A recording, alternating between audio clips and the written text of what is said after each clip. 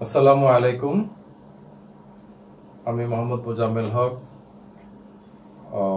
সিএসসিএস এর পরিচালক, চট্টগ্রাম বিশ্ববিদ্যালয়ের শিক্ষক। একটা সোশ্যাল মুভমেন্ট করার জন্য আমি দীর্ঘদিন থেকে চিন্তা ভাবনা করছি।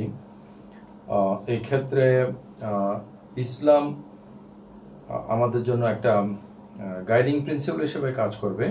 প্রচলিত অর্থে আমার যে সংগঠন বলা ঠিক হবে কিনা, আমার যে platform CSCS, centre for social and culture studies, সমাজ ও সংস্কৃতি অধ্যয়ন কেন্দ্র, এইটা কোনো ইসলামিক সংগঠন নয়।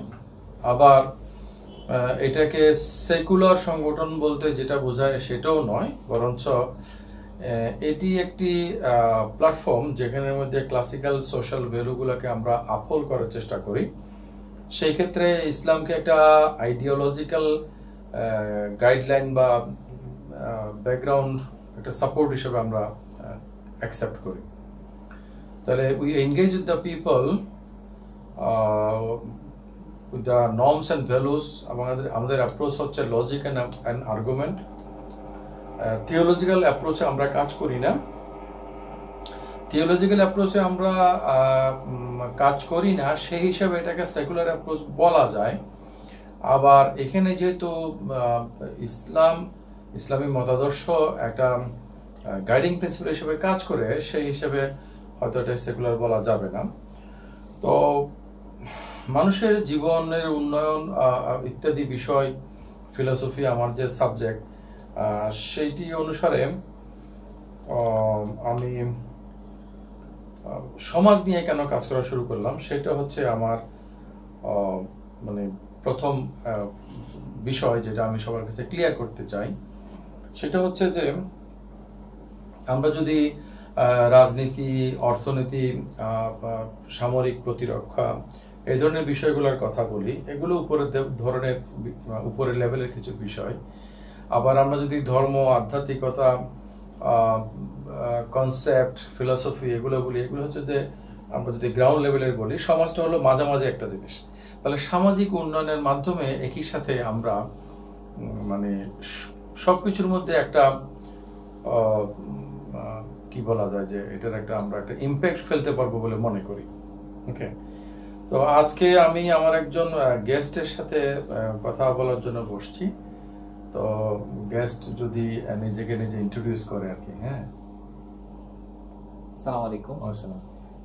আমি হচ্ছি আরিফিন মোহাম্মদ, আর পড়াশোনা করেছি ফার্মেসিতে, ফার্মাসিউটিক্যাল কোম্পানিতে কিছুদিন চাকরি বাকরি করেছি। আর এমনিতে সোশ্যালি একজন অ্যাক্টিভিস্ট বা সোশ্যাল ওয়ার্কার হিসেবে নিজেকে দেখি আর কি। মানুষের সাথে এঙ্গেজমেন্ট এবং এগুলো নিয়ে কাজ করতে, কথা বলতে পছন্দ করি। এই মোটামুটি পরিচয়। আরিফিন, আমার মনে হয় যে তুমি যদি আমার একটু সামনে বসো তাহলে আমার জন্য সুবিধা। না, এই বরাবর যদি বসো, মানে আমরা যদি ফেস টু ফেস বসি আর কি। হ্যাঁ, আচ্ছা আচ্ছা, ওকে। তো ব্যাপারটা হচ্ছে আমরা তাহলে মানে সমাজ ও সংস্কৃতি অধ্যয়ন কেন্দ্র। তো সমাজ ও সংস্কৃতি, এটার মানে এই নয় যে সমাজ এবং সংস্কৃতি, বরঞ্চ আমরা সমাজ নিয়ে কাজ করি, বিশেষ করে সংস্কৃতি। হ্যাঁ, আমাদের এপিস্টেমোলজিতে বলে যে নলেজ অ্যান্ড জাস্টিফিকেশন। আসলে justification is a core part of knowledge. Knowledge and justification means ব্যাপারটা নলেজের, মোর স্পেসিফিকলি এটা জাস্টিফিকেশনের। তেমনি করে আমরা সমাজ ও সংস্কৃতি যখন বলি, এটার মানে হচ্ছে ব্যাপারটা সোশ্যাল, কালচার ইজ ফোকাসড। এবং আমি মনে করি যে আমাদের কালচারাল যে identity, it is the true identity. আমরা সমাজ নিয়ে কাজ করতে চাই এই জন্য যে কারণ সমাজের উপরে কিছু বিষয় আছে, সমাজের নিচে কিছু বিষয় আছে। কারণ আমি একটা মানুষকে যদি রেস্কিউ করতে চাই, তাকে এমন জায়গাতে তাকে আমি হোল্ড করব যাতে করে তাকে আমি পুরোটা ধরে কনভিনিয়েন্টলি টেনে আনতে পারি। তাহলে একটা টোটাল ডেভেলপমেন্টের জন্য আমি মনে করি যে সোসাইটাল অ্যাসপেক্টটা খুব গুরুত্বপূর্ণ। অবশ্যই। এই জন্য এখানে রাজনীতি নাই কেন, এখানে ইকোনমিক বিষয়গুলো নাই কেন, এখানে আরো সিকিউরিটি কনসার্ন, জিহাদ ফি সাবিলিল্লাহ, সেগুলো নাই কেন, সেটাকে আমরা একটা মিলিটারি কনসার্ন বলতে পারি। আমার আলোচনার মধ্যে আমি প্রায় সময় মিলিটারি কনসার্নটা নিয়ে আসি, সুশীল আলোচনা করে সাধারণত এটা আনা হয় না। কিন্তু আসলে একটা প্রতিরক্ষা সুরক্ষার মধ্যে আমরা আছি বলে আমরা বুঝতে পারি না।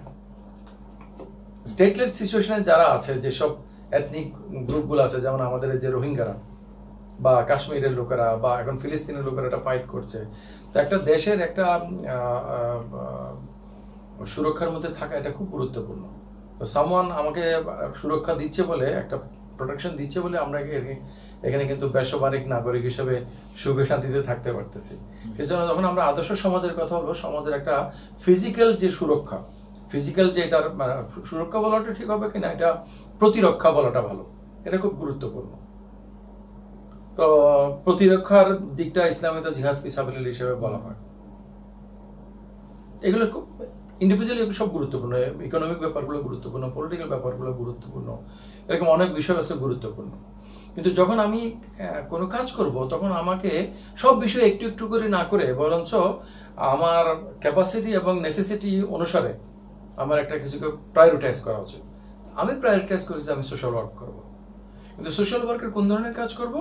যে কাজটা হচ্ছে যে মানে মানে ওভারঅল একটা কালচারাল ডেভেলপমেন্টের জন্য কাজ করব। এটা নট মিনিং এন্টারটেইনিং কালচার। ওকে, আমাদের বুদ্ধিবৃত্তি চর্চার যে ধরন, আমরা যেটা পাবলিক ডিসকোর্স বলি, এটা একটা ইন্টেলেকচুয়াল কালচারের একটা ব্যাপার। কালচার খুব গুরুত্বপূর্ণ আমার কাছে যেটা মনে হয়। সেজন্য 2001 সালে সমাজ সংস্কৃতি অধ্যয়ন কেন্দ্র আমি প্রতিষ্ঠা করি এবং সেটার ব্যানারে কাজ করতে থাকি। 2013 সাল থেকে আমি এটা নিয়ে খুব সিরিয়াসলি কাজ করছি। তো ইসলাম সম্পর্কে, ইসলামে তো নানা ধরনের আন্ডারস্ট্যান্ডিং আছে, তাহলে সিএস যে ইসলামকে গাইডিং প্রিন্সিপাল বলে সেটা কোনটা, এটা প্রশ্ন হতে পারে না? তো সেজন্য আমার একটা বিস্তারিত আলোচনার মধ্যে আমি দেখেছি, কেউ কেউ বলতে চায় যে এটার বিভিন্ন ভার্সানগুলো আছে। হয়তো আপনি এই ভার্সানটার কথা বলছেন, কিন্তু necessarily this is not Islam. There are so many Islams, there are so many interpretations of every concept.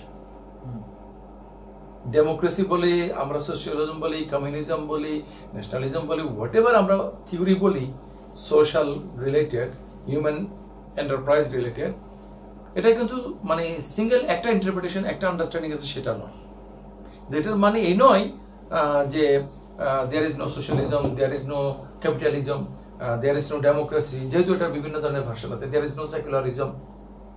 তো ইসলামের বিভিন্ন ভার্সন থাকা সত্ত্বেও কতগুলো মৌলিক বিষয় আছে, যে বিষয়টা অনুসারে আমরা ইসলামকে আইডেন্টিফাই করতে পারি। আমি মূলত এটাকে একটা মানে জীবন এবং জগতের যে আমাদের যে মৌলিক প্রশ্নগুলো আছে, আমাদের যে এক্সিস্টেন্সিয়াল কোয়েশ্চেনগুলো আছে, সেগুলোকে সামনে রেখে আমি এটাকে বিবেচনা করি। এবং এটার জন্য বিস্তারিতভাবে আমি কিছু মডেল দিয়েছি যে কিভাবে এটা ডেভেলপমেন্ট ঘটে। এবং ইসলাম অনুসরণের প্রচেষ্টাটা যদি আমরা সামষ্টিকভাবে সমাজ জীবনে চিন্তা করি, এটা হচ্ছে ইসলামী আন্দোলন। তো আমরা যারা দীর্ঘদিন ইসলামী আন্দোলন করেছি, আমাদের কাছে সেটা মোর অর লেস ক্লিয়ার, কিন্তু অনেকের কাছে ক্লিয়ার না আসলে ইসলামী আন্দোলন জিনিসটা কি। এখন ইসলামী আন্দোলন নামে একটা সংগঠন আছে, কিন্তু এগুলোর মাধ্যমে ইসলামী আন্দোলন কথাটা ক্লিয়ার, ইসলাম ইজ দেয়ার, ইসলামী আন্দোলন নতুন জিনিসটা কি দেয়। তাহলে আমি ব্যক্তিগতভাবে যতটুকু পারি ততটুকু আমার আলাইন লাল বালাগ বললাম, আর যতটুকু পারলাম সেটা করলাম।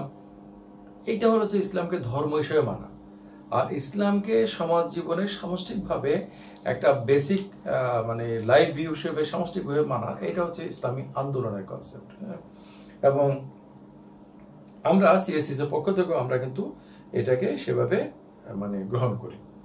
আচ্ছা, এই কাজ করতে গিয়ে আমি মনে করি যে এখন আমরা যে ধরনের কাজগুলো করতে চাই, সেই কাজগুলো যে এটার মধ্যে একটা মানে কথাবার্তা বলার একটা অবাধ পরিস্থিতি থাকা উচিত, প্রশ্ন করার একটা, যে আমি ফেসবুকে যে কভার ফটো দিয়েছি যে চাই প্রশ্ন করার অধিকার, কথা বলতে দিতে হবে, এই ধরনের একটা মুক্ত পরিবেশ মানে সৃষ্টি হওয়া এবং সেটা বজায় থাকাটা দরকার। আমরা সেটার জন্য কাজ করি। আমাদের একটা আন্ডারস্ট্যান্ডিং হলো যে ইসলামের যে ফিলোসফিক্যাল আসপেক্ট, ওইটাকে আমরা মানে ইমানের বিষয় অথবা আকীদার বিষয় হিসেবে বলতে পারি। আর এটার যে লাইফস্টাইল রিলেটেড যে বিষয়টাকে, এটাকে আমরা শরিয়া বলতে পারি। হ্যাঁ, তো এই সমাজ জীবনে কিছু আইন কানুনের প্রতিষ্ঠা, এটা হচ্ছে শরিয়ার সাথে রিলেটেড। কিন্তু এটার থেকেও বেশি গুরুত্বপূর্ণ বিষয় হচ্ছে ইসলামের যে ফিলোসফিক্যাল যে আন্ডারস্ট্যান্ডিং, সেইটা সমাজের মধ্যে ক্লিয়ার থাকা। এটা ক্লিয়ার করার দায়িত্বটা সিএসসিএস এর নয়, কিন্তু সিএসসিএস এটা মনে করে যে আমাদের মূল মানে বিষয়টা কিন্তু দিন, আর শরিয়াটা হচ্ছে যে এটা আউটকাম, এটার ফলো আপ। মানে কথার কথা, আমি পোশাক পরি, এইটা হলো যে আমার শালীনতা বোধের বহিঃপ্রকাশ, এটাকে। আচ্ছা, আর এই যে আমি সমাজের কথা বললাম, এই সমাজের উপরে থাকে রাষ্ট্র। এখন রাষ্ট্রকে সংশোধন করে সমাজ সংশোধন করা, এটা হলো যে টপ ডাউন অ্যাপ্রোচ, যেটা ইসলামী রাজনীতি যারা করে তারা এটাতে বিশ্বাস করে। একসময় আমিও বিশ্বাস করতাম, কিন্তু আমি মনে করি যে এটা ভুল। বরঞ্চ আমাদের একটা বটম আপ অ্যাপ্রোচে যাইতে হবে। যখন বটম আপ অ্যাপ্রোচ অর্থাৎ সামাজিক পুনর্গঠনের মাধ্যমে রাষ্ট্র গঠন এবং রাষ্ট্রের উন্নয়ন, রাষ্ট্র যখন সামাজিক মানে সোসাইটির ভিতর থেকে যখন একটা ভালো রাষ্ট্র গড়ে উঠবে, তখন সেই রাষ্ট্রটা তার রাষ্ট্র ক্ষমতাকে প্রয়োগ করে টপ ডাউন অ্যাপ্রোচে এলসহয়ার এটার বিভিন্ন প্রভাব প্রতিপত্তি তৈরি করতে পারে, বা এটার একটা এক্সপানশন ঘটাতে পারে। মানে যে বিরোধটা বিটুইন টপ ডাউন অ্যাপ্রোচ এবং বটম অ্যাপ্রোচ। তো কোনো কিছু নাই, এখন আমি শুরু করব, তাহলে আমাকে অবশ্যই বটম আপ করতে হবে, যেটা প্রফেট মুহাম্মদ সাল্লাল্লাহু আলাইহি সাল্লাম করেছিলেন। মক্কায় উনি কনসেপ্ট বা ইমানের বিষয়গুলোকে নিয়ে কনসার্ন হয়েছেন, এবং মদিনাতে ফেভারেবল এনভায়রনমেন্টে কি উনি বৃহত্তর যে বিষয়গুলো সেগুলোতে এনগেজ হয়েছেন। এরপরে আমরা মনে করি সিএসএস আরেকটা জিনিস মনে করে যে রাজনীতিটা হচ্ছে একটা মানে সামষ্টিক বিষয়, হকুল ইবাদ মানে বান্দার হকের সাথে রিলেটেড। আর যেগুলো হকুল্লাহ সেগুলোকে আমরা সাধারণত ইবাদত বলি, যদিও বৃহত্তর অর্থে মানে সবকিছু ইবাদত। আল্লাহ তাআলা বলেছেন যে ওয়ামা খালাকতাল জিন্না ওয়াল ইনসা ইল্লা লিয়াবুদুন। তাহলে মানুষ যা কিছু করে সেটা যদি সে ঈমান তার যদি থাকে এবং তার যদি সহি নিয়ত থাকে, তাহলে সবকিছু ইবাদত।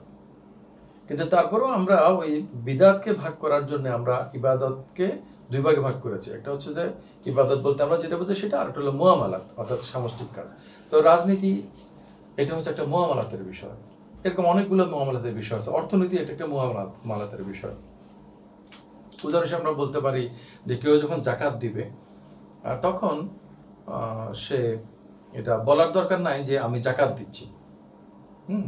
তখন সে মানে তার নিয়তটা যদি সহি থাকে এবং জাকাতের ক্যালকুলেশনটা যদি প্রপার হয় এবং যাকে দিচ্ছে সে যদি এটার উপযুক্ত হয়, তাহলে সেটা জাকাত হিসেবে কাউন্ট হবে। তো রাজনীতির ব্যাপারটা সেরকম। রাজনীতির ব্যাপারটা যদি সেরকম হয়, তাহলে রাষ্ট্রের ব্যাপারটা সেরকম হবে। তাহলে এবার আসি যে আমরা একটা স্কেল দিয়েছি, রাষ্ট্রের একটা স্কেল, যেটার মধ্যে আমরা দেখাইছি যে ইসলামী রাষ্ট্র বা গণতান্ত্রিক রাষ্ট্র বা সমাজতান্ত্রিক রাষ্ট্র বা ধর্মনিরপেক্ষ রাষ্ট্র, এগুলো কোনো সিঙ্গেল এন্টিটির ব্যাপার না। এগুলোর মধ্যে স্পেকট্রাম থাকে, বিভিন্ন ধরন থাকে একটা বাউন্ডারির মধ্যে। তবে একটা বাউন্ডারির পার হয়ে গেলে সেটাকে আর সেটা বলা যাবে না। কথার কথা, ইলেকশনের মধ্যে যেখানে চেঞ্জ হয় না, সেটাকে আমরা একটু মানে গণতান্ত্রিক রাষ্ট্র বলতে পারি না। কারণ ইলেকশনটা কি আমেরিকান ইলেকটোরাল সিস্টেমে হবে, নাকি ব্রিটিশ মানে পার্লামেন্ট সিস্টেমে হবে, প্রেসিডেন্সিয়াল সিস্টেম হবে, সেটা ডিপেন্ডস অন। ইসলামী রাষ্ট্রের ব্যাপারটাও সেরকম। আমরা যদি দেখি যে ইসলামী রাষ্ট্রের সবচেয়ে বড় যারা খেলাফতের কথা বলে, তারা একটা জিনিস মিস করে যে খেলাফত তো রাসূলের পরে, রাসূল তো নিজে একটা প্রতিষ্ঠা করে গেছেন। মদিনাতে 10 বছর উনি এটা করেছেন, নিজে প্রত্যক্ষভাবে পরিচালনা করেছেন। সেটাও নিশ্চয়ই আমাদের রাষ্ট্র ব্যবস্থার একটা মডেল এবং দ্য বেস্ট মডেল, তাই না? তো এখন রাসূল যেটা করেছেন, ক্ষমতা আমরা ক্ষমতা গ্রহণ এবং ক্ষমতা হস্তান্তর পদ্ধতিটা যদি দেখি উদাহরণ হিসেবে, রাসূল তো আল্লাহ কর্তৃক মনোনীত, আবু বকর রাদিয়াল্লাহু তাআলা আনহু উমর কর্তৃক প্রস্তাবিত, এবং ওই যে সাকিফায়ে বনু সাইদাতে উপস্থিত আনসার মুহাজির বেশি ছিল না, মানে তাদের দ্বারা। আবার আবু বকর রাদিয়াল্লাহু তাআলা আনহু উমর রাদিয়াল্লাহু তাআলা আনহুকে নিয়োগ করে গেছেন। উমর রাদিয়াল্লাহু তাআলা আনহু আবার একটা প্যানেল করে দিয়ে গেছেন, এবং সেই প্যানেল নিজেরা মানে মধ্যে থেকে একজনকে করেছেন।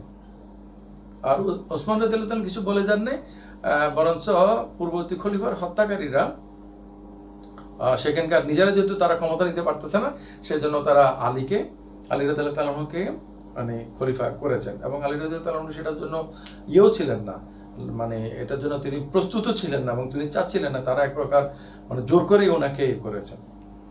আবার আমরা ওমর ইবনে আব্দুল আজিজ, যাকে দ্বিতীয় ওমর বলা হয়, তো উনি ওমর ইবনে আব্দুল আজিজ রাহমাতুল্লাহি আলাইহি, উনি তো ওনার চাচা খলিফা যে সুলাইমান কর্তৃক মনোনীত হয়েছেন। হ্যাঁ, এবং উনি তো উইল লিখে গেছেন এবং বলছেন যে আমি মারা যাওয়ার পরে দিয়ে আমাদের পরিবারের লোকজনগুলোকে একসাথে জড়ো করা হবে এবং এখানে যার নাম না আছে লেখা আছে তার হাতে সবাই বায়াত করবে।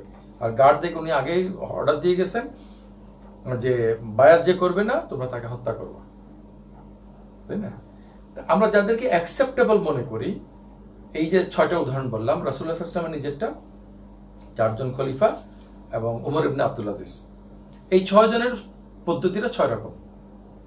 মানে টেক ওভারের পদ্ধতিটা যদি ধরি বা ট্রানজিশন অফ পাওয়ার যদি ধরি, তার মানে হচ্ছে, এবং আমরা যদি এগুলোর মধ্যে শ্রেণী বিন্যাস করি, তাহলে আমরা বলবো না যে সবসময় ব্যাপারটা এমন ছিল, আপস এন্ড ডাউনস হয়েছে।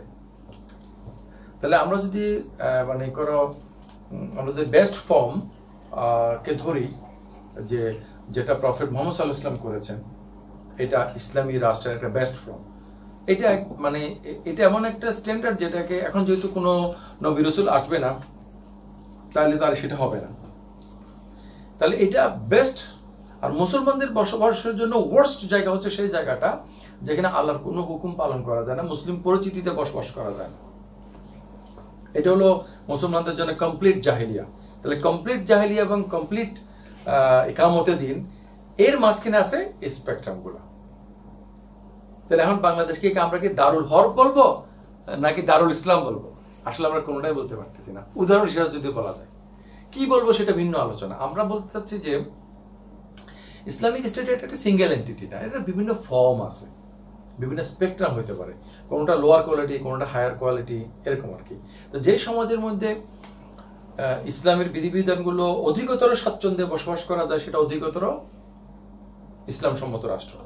সেটার নামের মধ্যে এটা যদি মুআমালাত, আগেই বলেছি মুআমালাতের জন্য নিয়তটাই যথেষ্ট, নিয়ত এবং পদ্ধতিটা, নিয়ত এবং পদ্ধতি। তাহলে যেখানে ন্যায় প্রতিষ্ঠা করা হয়, অন্যায়কে যেখানে নিষেধ করা হয়, হ্যাঁ, সেটাই তাহলে মানে ইয়ে হবে, ইসলামী দৃষ্টিতে ইসলামী রাষ্ট্র হবে।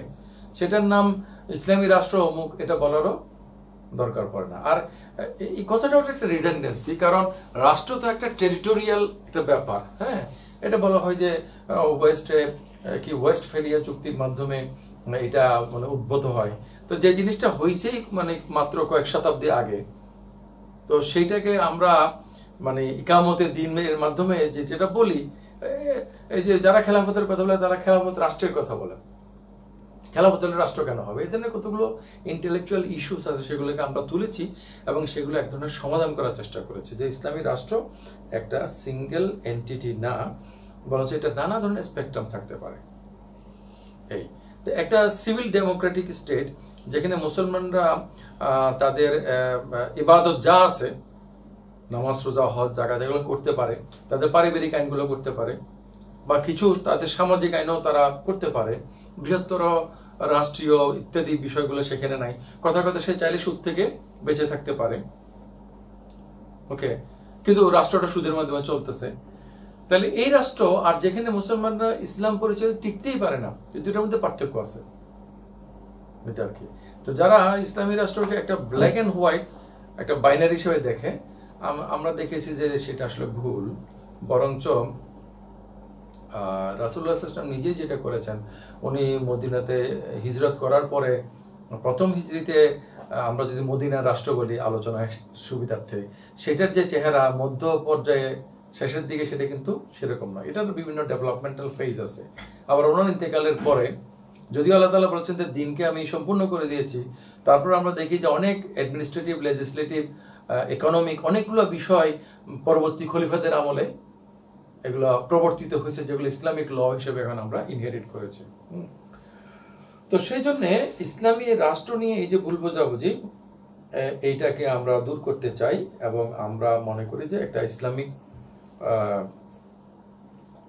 ইসলাম সম্মত জীবন যাপন করার জন্যে ইসলাম যে ধরনের সামাজিক ব্যবস্থা, অর্থনৈতিক ব্যবস্থা, রাজনৈতিক ব্যবস্থা চায়, সেটা ন্যূনতম মান যদি কোথাও থাকে এবং ব্যক্তিগত পারিবারিক পর্যায়ে যদি ইসলামের অব্লিগেশনগুলো যদি কেউ পালন করতে পারে, তাহলে সেটা আমাদের জন্য অ্যাকসেপ্টেবল হতে পারে। তাহলে এটার মাধ্যমে আমরা একটা মানে থিওলজিক্যাল কনফ্লিক্টকে সমাধান করতে চাই। আর হচ্ছে যে এই টার্গেটের মধ্যে যাওয়ার জন্য আমাদের কাজ করব। এই কাজের ক্ষেত্রে আমরা কি ধরনের সংগঠন এর মানে মাধ্যমে কাজ করব, কারণ একটা সমাজ ব্যবস্থার, রাষ্ট্র ব্যবস্থার সামগ্রিকভাবে আমরা যদি বিশ্ব ব্যবস্থার পরিবর্তন করে একটা সিভিলাইজেশনাল টার্গেট নেই, এটা তো একা একা বিচ্ছিন্নভাবে করলে হবে না, এটা আমাদেরকে সম্মিলিত করতে হবে, মানে ফোর্সকে কনসোলিডেট করতে হবে। তো ফোর্সকে কনসোলিডেট যদি আমরা করতে চাই, তাহলে ইসলামী আমার অতীত জীবনে যে ধরনের সংগঠনের সাথে আমি জড়িত ছিলাম, যে সংগঠনের সাথে, তারা একটা মানে খুবই সুসংগঠিত সংগঠন, ক্যাডার ভিত্তিক তারা এটা পরিচালনা করে এখনো, আমি ওটির সাথে ছিলাম। কিন্তু আমার সেই অভিজ্ঞতা থেকে আমি দেখেছি যে আসলে জিনিসটা ঠিক না। মানে একটা সংগঠন মানে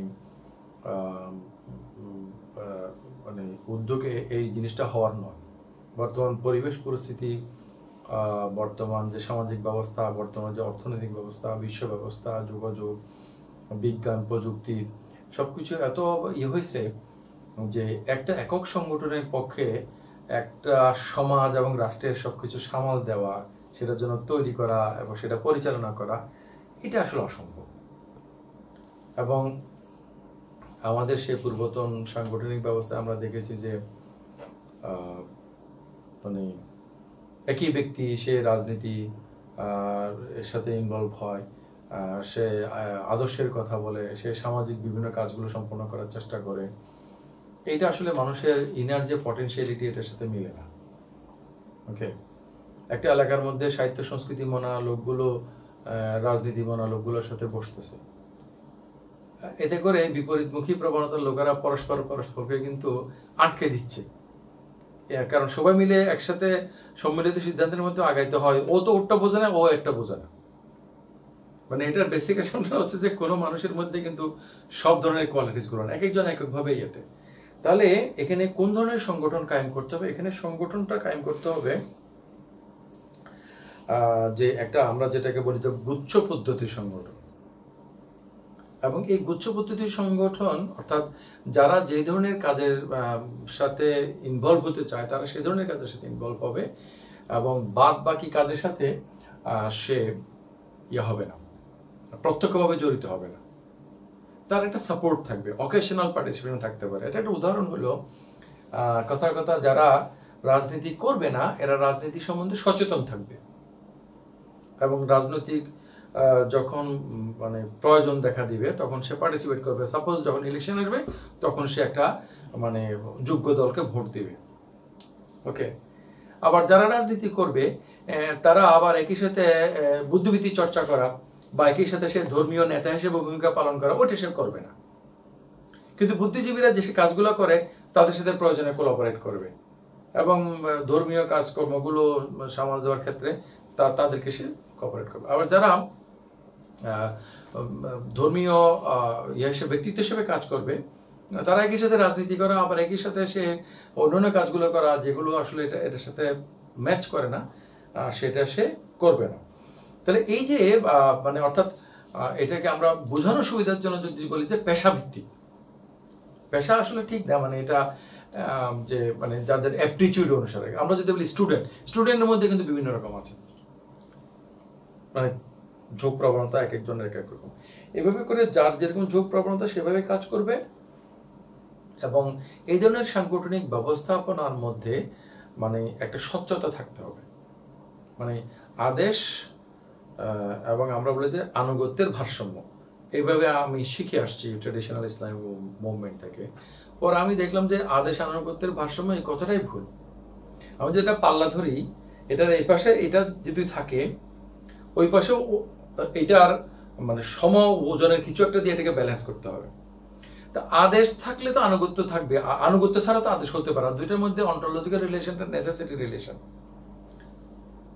কেউ আনুগত্যশীল হতে পারে না যদি না আদেশ থাকে। আবার আদেশ কখনো মিনিংফুল হবে না যদি না আনুগত্য থাকে। আসলে এই জন্য আমি এটাকে ফর্মুলেট করেছি এভাবে যে ভারসাম্যটা হবে নেতৃত্ব এবং পরামর্শ। সরি, নেতৃত্ব হচ্ছে এটা ধরে থাকবে, তাহলে একদিকে হবে পরামর্শ, আরেকদিকে হবে আনুগত্য। যে পরিমাণ পরামর্শ সেই পরিমাণ আনুগত্য। তাহলে আমি আনুগত্যশীল হব, একই সাথে পরামর্শ দেওয়ার অধিকার আমার থাকতে হবে। এটার মধ্যে লিডারশিপের একটা ব্যালেন্স হবে।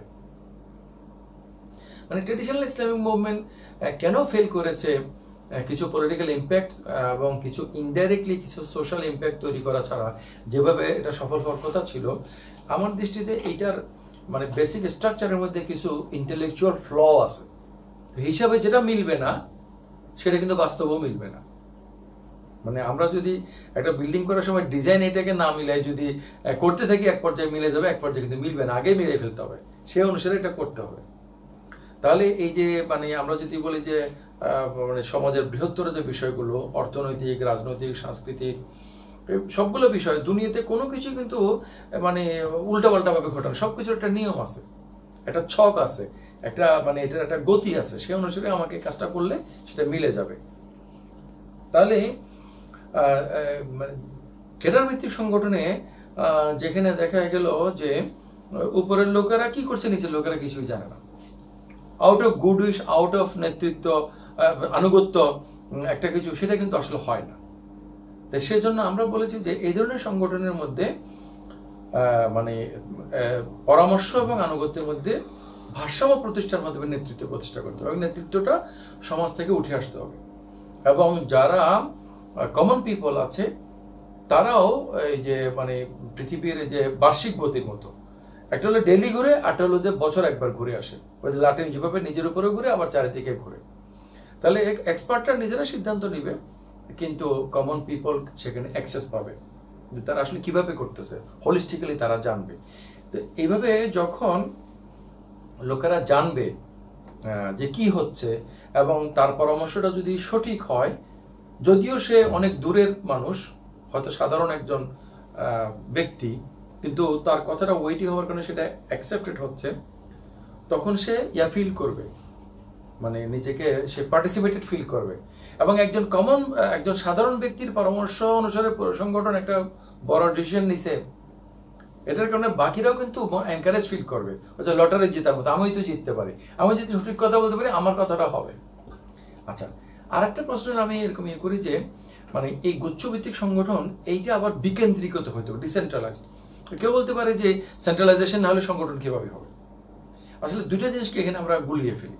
একটা হচ্ছে যে অ্যাডমিনিস্ট্রেটিভ স্ট্রাকচার, যে কোনো অ্যাডমিনিস্ট্রেটিভ স্ট্রাকচার হায়ারার্কিক্যাল হবে, মানে উপর থেকে এটা একটা সিস্টেম থাকবে। আর আমরা যখন কোনো একটা সোশ্যাল কোনো কিছু চিন্তা করি, যেখানে কিছু কমন ভ্যালু, কমন ইন্টারেস্ট নিয়ে লোকেরা কাজ করে, ওখানে কিন্তু এখন ক্রেতা বড় না বিক্রেতা বড়, এই প্রশ্নটা আসলে একটা রিডান্ডেন্সি প্রশ্ন। এটা তো বড় ছোটর ব্যাপার না, ও উপকৃত হচ্ছে, এ উপকৃত হচ্ছে, দুজনেই একটা উপযোগিতার সম্পর্কে আবদ্ধ হচ্ছে। ওকে, তাহলে এই ধরনের মানে সামাজিক যে মূল্যবোধের জন্য যে সংগঠনগুলো হবে সমাজের বৃহত্তর স্বার্থের জন্য, ওই সংগঠনগুলো যদি এমন হয় যে সবগুলো সাহিত্য সংগঠন মিলে কেন্দ্রের একটা সংগঠন, আচ্ছা সাহিত্য সংগঠন, সংস্কৃতি সংগঠন, বা সামাজিক সংগঠন, রাজনৈতিক সংগঠন, ধর্মীয় সব মিলে একটা কোঅর্ডিনেশন সংগঠন, এই যে চিন্তাটা, এটা একটা মানে খুবই একটা ভুল চিন্তা। কারণ এই কোঅর্ডিনেশন যারা করবে তারা ওই যে পরস্পরকে তারা মানে রুদ্ধ করে দিবে, পরস্পরের মানে গতিকে মানে ইয়ে করে দিবে, রুদ্ধ করে দিবে। কিভাবে? কথার কথা, কোঅর্ডিনেশন, সেন্ট্রাল কোঅর্ডিনেশন কমিটির মধ্যে 10 জন লোক আছে, 10 জন লোকের মধ্যে সবাই মানে এগেন মূল অ্যাসাম্পশনটা হচ্ছে যে মানুষরা কিন্তু কোন একটা দিকে তার যোগ্যতা থাকে, কেউ খুব বেশি প্রতিভাবান হলে তার কয়েকটা দিকে হতে পারে, কিন্তু অধিকাংশ মানুষরা হচ্ছে যে সে এদিকে বুঝলে ওদিকে বুঝে না। কেউ দাওয়াতি চরিত্রে, কেউ সামাজিক চরিত্রে, কেউ রাজনৈতিক চরিত্রে, কেউ ব্যবসায়ী চরিত্রে, কেউ হচ্ছে যে মানে মানে করা মোকাবেলা করার তার জন্য সে খুব ইজি ফিল করে এটাতে এরকম। এখন 5 ফিল্ডের যদি 2 জন করে 10 জন লোক সেন্টারে থাকে, তো পলিটিক্যাল কোনো বিষয় যখন আসবে ডিসিশন অ্যাপ্রুভ করার জন্য ফাইনালি, তো যারা পলিটিক্স বুঝে না অধিকাংশ লোক, তাদেরকে পলিটিক্যাল প্রবলেমটা এবং সলিউশনটা বুঝাইয়া ডিসিশনটা নিতে ততদিন কিন্তু ময়দান অনেক চেঞ্জ হয়ে যাবে। এটা মানে এটা ডিলেড ডিসিশন হবে। আবার অর্থনৈতিক ব্যাপারে কোন একটা ডিসিশন অ্যাপ্রুভ করা বা কোন একটা কিছু সময় উপযোগী সিদ্ধান্ত নেওয়ার যখন বিষয় আসবে, তখন যারা অর্থনীতি বুঝে না তারা ওই জিনিসটা বুঝবে না, এবং আলাপ আলোচনার মাধ্যমে তাদেরকে বুঝাইয়া প্রপার ডিসিশন নেওয়া এটা আসলে অসম্ভব। এই সংগঠনগুলো হবে ডিসেন্ট্রালাইজড। তো ডিসেন্ট্রালাইজড একটা জিনিস কিভাবে একটা, প্রথমে যেটা বললাম যে মানে একটা সম্মিলিত শক্তি লাগবে, পাওয়ার কনসলিডেশন লাগবে। তাহলে এটা যদি অর্গানাইজেশনালি যদি কানেক্টেড না হয় তাহলে পাওয়ার কিভাবে ইয়ে হবে? কারণ পাওয়ারের মধ্যে সিনার্জি যদি না হয়, কানেকশন যদি না হয়, কনসলিডেশন না হয়, ওটা তো বিগ ফোর্সকে অপোজিশনকে মোকাবেলা করে জয়ী হতে পারবে না। ওকে, এই সোশ্যাল ক্ষেত্রে এটা হচ্ছে যে এই যে তারা ডিসেন্ট্রালাইজড, হ্যাঁ, কিন্তু প্রত্যেকেই হচ্ছে যে গোড়াটা হচ্ছে যে একটা মানে একটা, আমরা যদি বলি যে একটা মেটা থিওরি বা একটা প্যারাডাইম বা একটা ফিলসফি অফ লাইফের সাথে কানেক্টেড। আমরা এটা আমাদের জন্য আমাদের প্রেফার হচ্ছে যে ইসলাম। ইসলাম হচ্ছে ওই যে শুরুতে বলছে গাইডিং প্রিন্সিপাল। এখন ইসলামকে একটা মানে গাইডিং প্রিন্সিপাল হিসেবে নেওয়ার সুবিধাটা হলো মানে ইসলামকে তুমি জাস্ট কোরআন দিয়ে বলতে পারছো দিস ইজ ইসলাম। হাদিসটা হচ্ছে যে কোরআনের ইন্টারপ্রিটেশন হিসেবে আমরা যদি ধরি, তাহলে দুনিয়ার বুকে আপনি এমন কোনো আইডিওলজি দেখাতে পারবেন না যেটা মোর প্রেসাইজ দেন ইসলাম। মানে আপনি যে কোনো আদর্শের পক্ষে বলেন না কেন, আপনি এমন কোনো বই দেখাতে পারবেন না যে একটা বই দেখে বলবেন যে হ্যাঁ এটা হচ্ছে এটা। আচ্ছা, যেটা আপনি দেখাবেন সেটার মধ্যে হয়তো আপনি দেখা যাবে যে কোনো একটা দিকে ফোকাস করা হয়েছে, অহিংসাকে ফোকাস করা হয়েছে।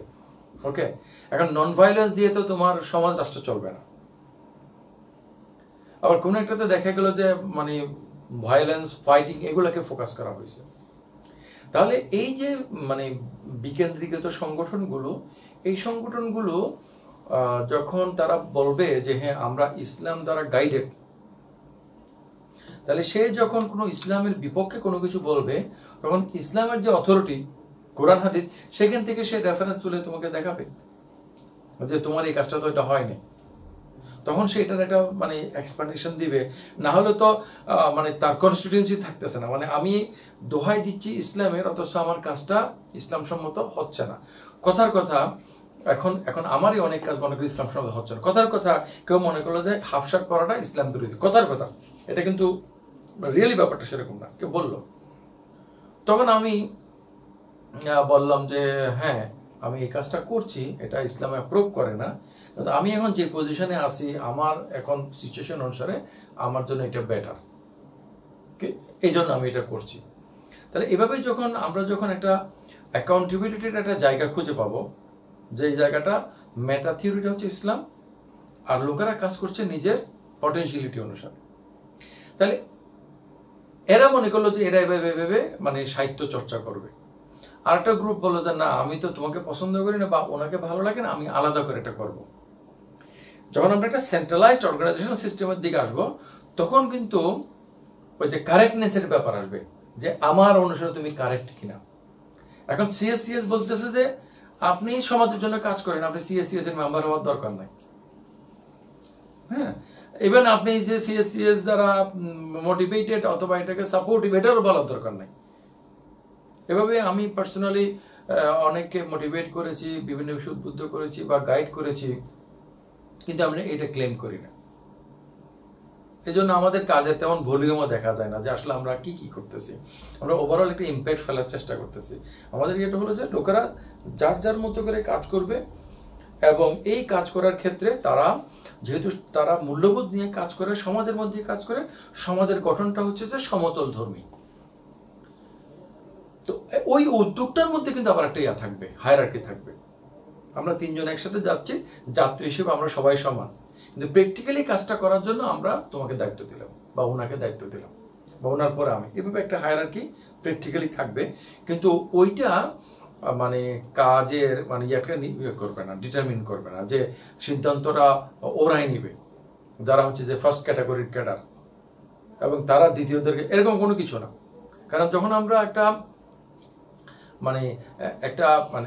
একটা স্কেল অনুসারে মানুষের মান ঠিক করি, তখন কিন্তু মানুষের রিয়েল যে কোয়ালিটি সেটা ফল করে। এই জন্য বদরুল আহসান নামে এক ভদ্রলোক আর্টিকেল লিখতেন ডেইলি স্টারে, ক্রস টক্স নামে। তো ওনার একটা ইয়া ছিল যে এরকম, যে শুক্রবারে লিখতেন, উনি ইন্তেকাল করছেন, যে এডুকেশন মিনিং আমাদের যে institutional education, formal education, education is certified ignorance. আপনি যখন একজনকে হযরত আল্লামা মাওলানা প্রফেসর ডক্টর অমুক বলে বলছেন, সেই কোয়ালিটিটা অর্জন করার তার সেকেন্ডারি হয়ে যাবে, ওইটাকে ট্রেড করাটা তার মূল হয়ে দাঁড়াবে। সেভাবে আমরা ট্রেডিশনাল ইসলামিক মুভমেন্টগুলো দেখেছি, একজনকে মান দেওয়া হয়েছে, এটা কিন্তু দেখা গেল আসলে সে মানের মধ্যে নাই। এবং যে সমাজের মধ্যে তারা আদর্শ নেতা হবে, সেজন্য তাদেরকে ক্যাডার করা হচ্ছে, সেই সমাজের ধারে কাছে তারা নেই, তারা সোশ্যাল লিডার হয় না, তারা হচ্ছে অর্গানাইজেশন লিডার। এবং এটা হওয়ারই কথা, কারণ ওনার তো মানে লিডারশিপটা তো সমাজ থেকে আসে নাই, মানে অর্থাৎ ওনাকে ভোট দিছে হচ্ছে রোকনেরা, সদস্যরা, ওনাকে তো জনগণ ভোট দেয় নাই। তো উনি জনগণকে মানে উদ্ধার করতে চায় হেদায়েত দিয়ে, জনগণের কাছ থেকে তো উনি তো রায় পেতে চায় না। তো এইভাবে করে জনগণ কখনোই তাদেরকে অ্যাকসেপ্ট করে না। তো আমরা মনে করি যে এই ধরনের একটা মানে গুচ্ছ পদ্ধতি সংগঠন হওয়া উচিত, এবং তারা একটা আইডিওলজি দ্বারা উদ্বুদ্ধ হবে এবং কোনো বিশেষ ইস্যুতে তারা একসাথে কাজ করবে, কোনো একটা বিশেষ ইস্যুতে তারা একসাথে কাজ করবে। কথার কথা এখন বলা হলো যে এখন এই বছর কোরবানি করা যাবে না, কথা বলা হলো যে একটা মানে সোশ্যাল ইস্যু তৈরি করা সামনে চলে আসলো।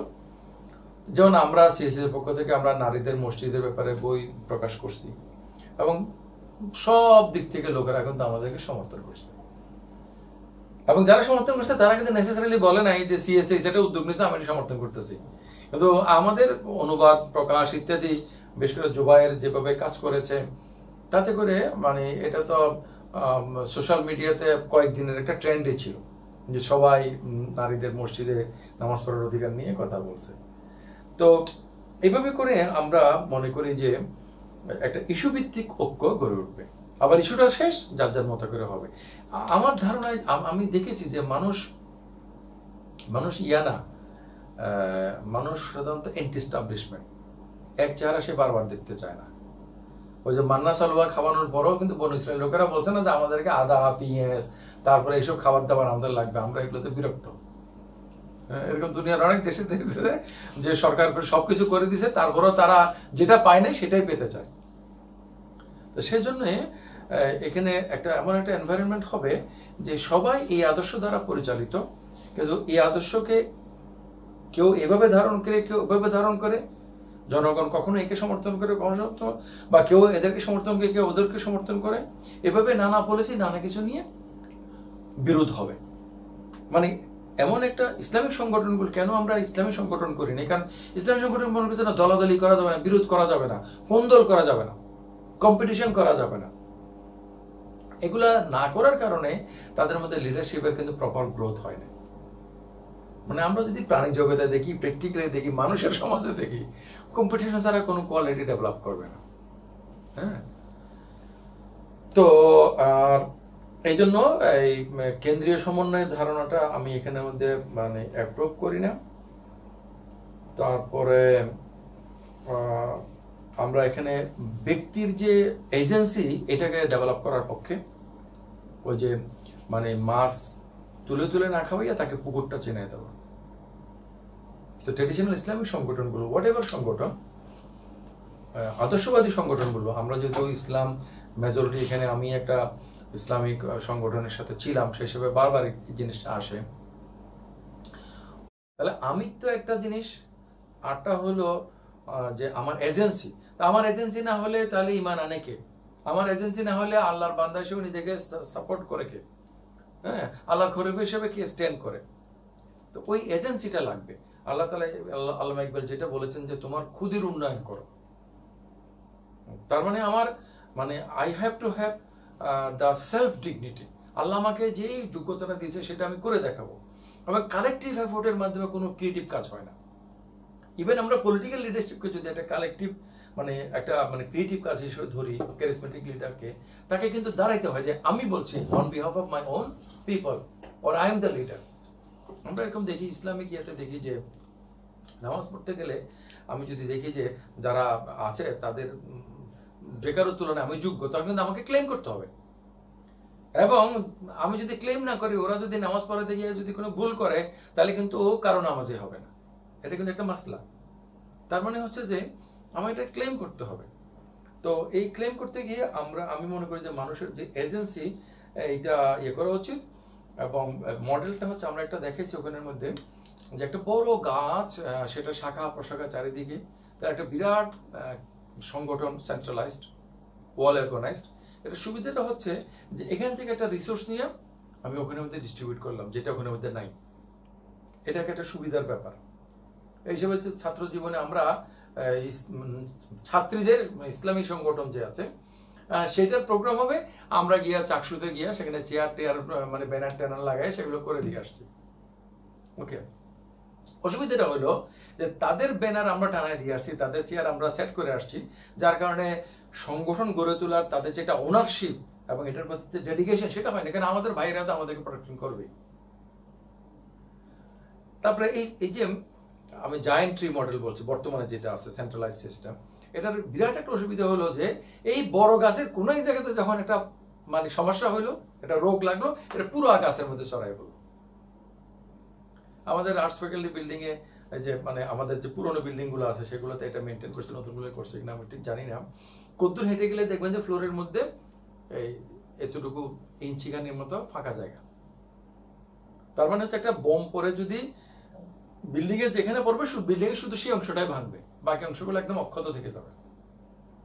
তো এই জন্য আমরা যদি মানুষের পটেনশিয়ালিটি বিভিন্ন রকম হয়, মানুষ বিভিন্ন বিষয়ে বিভিন্নভাবে ফিল করে, এবং মানুষকে আমি যদি এজেন্সি এবং তার যে সেলফ ব্র্যান্ডিং এগুলোকে দিতে চাই, তাহলে তো তাকে একটা মানে নিজের মতো করে কাজ করতে দিতে হবে।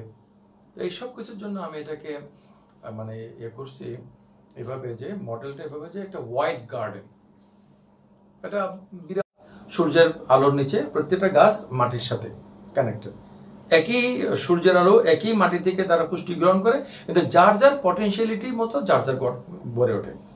এখানে কিন্তু কেউ কারো চেয়ে বেশি কিছু নয়। কোন একটা গাছের সাইজ বড়, এর কারণে ওর মর্যাদাটা বেশি না। গাছের মধ্যে বড় গাছ লিডারের মন কথা নাই, প্রত্যেকে এখানে লিডার। ওই যে এজেন্সিটা আর কি, মানে এজেন্সি সম্পন্ন প্রত্যেকেই হচ্ছে আল্লাহর খলিফা। এভাবে যদি আমরা কাজ করি তাহলে আমার ধারণায় যে একটা মানে সুন্দর একটা সমাজ গঠন হবে, যে সমাজটার উপরে একটা শক্তিশালী রাষ্ট্র ব্যবস্থা গড়ে উঠবে। এখন দুনিয়ার ইতিহাসে আমরা যদি অনেক শক্তিশালী রাষ্ট্র ব্যবস্থা ধরি, কিন্তু তারা তো সিভিলাইজেশনাল আসপেক্টে কিন্তু তারা কিন্তু শক্তিশালী না। মঙ্গলরা পুরো বিশ্ব জয় করেছে, এর চেয়ে বেশি কেউ জয় করতে পারে না, কিন্তু তাদের কোনো সিভিলাইজেশন ছিলই না, তাই না? এরকম দুনিয়াতে এখনো অনেক দেশ আছে যারা অনেক শক্তিশালী, কিন্তু তাদের কোনো সিভিলাইজেশন নাই, বা একসময় ছিল হয়তো এখন নাই, এরকম। তাহলে আমরা যদি মানে আমাদের টার্গেটটা হওয়া উচিত যে ইসলামী রাষ্ট্র প্রতিষ্ঠা না, আমাদের টার্গেটটা হওয়া উচিত যে একটা মানব সভ্যতা গড়ে তোলা, যেটা মানুষকে মানে মানুষের যে মানে উৎকর্ষতা উন্নতি এটা হাইয়েস্ট লেভেলে যেখানে হইতে পারে এটা। এবং এই মানুষের উন্নতি আমরা ঘটাই দেওয়াটাও চিন্তা করাও ঠিক না। মানুষের উন্নতিটা মানুষ নিজেই করবে, আমি সেই ধরনের একটা পরিস্থিতি তাকে তৈরি করে দেব। তাহলে একটা সুন্দর সমাজ, সুন্দর রাষ্ট্র ব্যবস্থার মাধ্যমে সেটা হতে পারে। আর দুইটা কথা বলে আমি শেষ করবো। সেটা হচ্ছে যে এমন সংগঠন ব্যবস্থা কায়েম করা উচিত যে সংগঠন ব্যবস্থাটা মানে আজীবন টেকসই হবে না। এটা ভাঙ্গে পড়বে আবার গড়ে উঠবে, এবং ভাঙ্গে পড়বে আবার গড়ে উঠবে, এর মধ্যে ভাঙন হবে। সেজন্য মানে যারা কোনো কিছু করতে চায় সামাজিকভাবে, রাষ্ট্রীয়ভাবে, অরাজনৈতিকভাবে বা রাজনৈতিকভাবে, বুদ্ধিবৃত্তিকভাবে কোনো একটা এলাকাতে একটা মানে কোনো একটা ফোরাম গড়ে তোলা অথবা কোনো একটা প্ল্যাটফর্ম গড়ে তোলা, এটা ভুল। বরঞ্চ ভেঙে যাওয়ার পরে কি হবে সেটা নিয়ে চেষ্টা করা। সেটার জন্য আমি দুটো উদাহরণ বলি। একটা হচ্ছে যেমন আমার এই ট্যাপটা, এটা যদি মাঝখানে আমি বা কোনোখানে যদি এটা স্প্লিট করে ফেলি, এটা আর ফাংশনিং থাকবে না। ওকে, অথচ আমরা এত বড় একটা শরীরে গড়ে উঠেছি কিন্তু সেল ডিভিশনের মাধ্যমে। আমাদের সেলগুলো ডিভাইডেড হয়েছে বলেই, এগুলো স্প্লিট হয়েছে বলেই আমরা কিন্তু বড় হতে পারছি। তাহলে এক ধরনের স্প্লিট ডিভিশন গ্রোথ মিন করে, আর এক ধরনের স্প্লিট ডিভিশন এটা ডিকে বা ডিস্ট্রাকশন মিন করে। তাহলে আমার থেকে যখন আরিফিন ছুটে যাবে এবং সে নিজের মতো কিছু করবে, ব্রডলি সে কিন্তু একটা প্যারাডাইমের মধ্যেই থাকলো। সে রাস্তার ডাইনে চলতেছিল, এখন বলছে এখন থেকে আমি বামে চলবো, আমি এই রাস্তা না গিয়ে অন্য রাস্তায় যাব। তাহলে কি হইলো যে আর এটার আরো এক্সপানশন ঘটলো। সুতরাং আমাদের এটা মনে রাখতে হবে যে যারাই এটা আমরা কিভাবে সংগঠন কায়েম করব, আলোচনাটা ঠিক সেরকম নয়। হয়তো আমি একটা সংগঠন কায়েম করতে চাচ্ছি, একটা সোশ্যাল অর্গানাইজেশন, একটা ব্রড বেস এবং ইনক্লুসিভ। বেসিক্যালি কি ধরনের সংগঠন কায়েম করলে আপনি সোশ্যাল ওয়ার্ক করতে পারবেন, এইটা হচ্ছে সে ধরনের আলোচনা। তখন ওই কনফ্লিক্ট ম্যানেজমেন্টটা থাকতে হবে। এটা ধরে নিতে হবে যে একজন ব্যক্তি ভুল করবে, ইভেন সে যদি ভুল নাও করে, আসমানের ফেরেশতা হয়, মানুষ কতদিন পরে বিরক্ত হয়ে যাবে, তখন নতুন লুকানো, নতুন জিনিসের সাথে ইয়া হোক। তো এই কনফ্লিক্ট ম্যানেজমেন্ট আমরা কিভাবে করব, সেই ক্ষেত্রে আমাদের মনে রাখতে হবে যে আল্লাহ তাআলা কোরআন শরীফে যেটা বলেছেন যে ইসলামী আন্দোলনকে ব্যবসার সাথে তুলনা করেছেন। ব্যবসার সাথে চাকরির পার্থক্যটা হচ্ছে যে চাকরি যে করে সে হচ্ছে কর্মচারী, সে একটা সার্ভিস দেয়, বিনিময়ে সে কিছু পায়। ব্যবসায়ী কিন্তু এটাকে ওন করে, লাভ ক্ষতি পুরোটাকে সে শোল্ডার করে এবং সেটাকে সে ফুল টাইম একটা এনগেজমেন্ট হিসেবে নেয়। ওকে, তাহলে আমরা যখন একটা ক্যাডার ভিত্তিক সংগঠন বা স্ট্রং সংগঠনের মেম্বার হব, আমি ধরে থাকবো যে এই সিচুয়েশনে যারা বলার তারা ঠিকই বলবে, না বললে আমি চুপচাপ দাঁড়িয়ে থাকবো। মনে করি যে এটা আমার সংগঠন, আমি করব এবং প্রয়োজনে আলাদা হয়ে করব। আর এখানে আলাদা হয়ে তার 3 জন বন্ধু নিয়ে করছে, এটাও একটা ব্যাপার।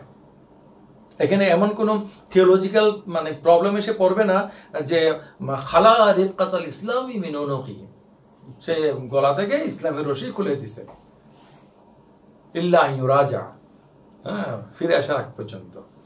এমনকি সে যদি মানে নামাজ রোজা সব করে, তারপরও সে হবে না। মানে এই সংগঠনের কোন একটা হুকুম না মানা মানে সংগঠন দিয়ে বেরিয়ে যাওয়া, সংগঠন দিয়ে বেরিয়ে যাওয়া মানে খালা রিফকাতুল ইসলামি মিন উনুকি। এই যে থিওরাইজেশন করা হয়েছে, একটা টোটালিটারিয়ান অর্গানাইজেশন কায়েম করা হয়েছে, এটা শেষ পর্যন্ত কোনো লাভ হয়নি। মানুষের যে পটেনশিয়ালিটি সেটা ম্যাক্সিমাইজ হয়নি। ওকে, তো লাস্ট কথাটা হচ্ছে যে এখানের মধ্যে যে মানে আমাদেরকে মনে রাখতে হবে যে সমাজের সকল সদস্য সমান মর্যাদা। ওকে, তাহলে কারো মর্যাদা যে কোনো কারণে বেশি হবে, এটা তার কোয়ালিটির কারণে হবে। তাহলে খেলাধুলার প্রসঙ্গ যখন আসবে, তখন যারা খেলতে পারে, কারা খেলতে পারে, এটা তো বোঝাই যাবে, খেলায় নামায় দিলে বোঝা যাবে। ইভেন কেউ যদি না পারেও যদি বলে হ্যাঁ আমি নামবো, প্রথম শটে সে কিন্তু ধরা গিয়ে যাবে, তাই না? তাহলে যে কাজের যে প্রসঙ্গ হবে, সেই কাজের মধ্যে কারা কতটুকু কোয়ালিটি সেটা বোঝা যাবে। কিন্তু আমাদের বেসিক্যালি ধরে নিতে হবে যে সমাজের সকল মানুষরা সমান এবং মানুষ অনেক কিছু বোঝে এবং মানুষের মধ্যে স্বার্থপরতা আছে, কিন্তু মানুষের মধ্যে আবার নীতিবোধও আছে। এবং এমন এমন তোমাকে স্ট্রাকচার গড়ে তুলতে হবে যে স্ট্রাকচারের মধ্যে মানুষের বেসিক ইনস্টিংক্ট, তার যে সেলফ ইন্টারেস্ট, এগুলোকে যাতে সে ম্যাক্সিমাইজ করতে পারে। আমার সকল ইনস্টিংক্ট এখনই পূরণ হবে না, কিন্তু এমন একটা সমাজ যেখানে মধ্যে আমার ইনস্টিংক্ট গুলো ফিল আপ করার ব্যবস্থা থাকবে। এমন একটা সমাজ যেখানে আমার ইন্টারেস্টের সবকিছু পূরণ হবে না, কিন্তু এইটার যে আমার যে ভ্যালিড পোর্শনটা, সেটা আমি মানে অ্যাটলিস্ট মিনিমাম লেভেলে আমি ফুলফিল করতে পারবো। এরকম একটা মানে এথিক্যাল ফ্রেমওয়ার্ক, লিগ্যাল ফ্রেমওয়ার্ক আমাদেরকে গড়ে তুলতে হবে। আমি কথাটা শেষ করে একটু বিস্তারিত বলেছি, সেটা হচ্ছে যে মানে আমরা যখন মানুষের উন্নয়ন চাইবো তখন আমাদেরকে কিন্তু সমাজের উন্নয়নের কথা ভাবতে হবে। সমাজের উন্নয়ন না করে মানুষের উন্নয়ন অথবা রাষ্ট্রের উন্নয়ন এগুলো কোনোটাই সম্ভব না। আর আমরা যখন উন্নয়নের কথা বলবো তাহলে আছেটা কি, যেটা আছে এটার সমস্যাটা কি, যেটা আছে এটার মধ্যে ভালোটা কি আছে, খারাপটা কি আছে। তাহলে এই খারাপের বলতে আমরা কোন ভালোটা চাচ্ছি? হ্যাঁ, ওই ভালোটা চাচ্ছি। আমরা চাইতেছি আকাশে উঠতে, কিন্তু এটা তো কোনো লক্ষ্য হলে না, আমি আকাশে উঠবো কিভাবে? তাহলে আমি যেটা চাইতেছি সেটা হচ্ছে ওইটা, এবং ওইটা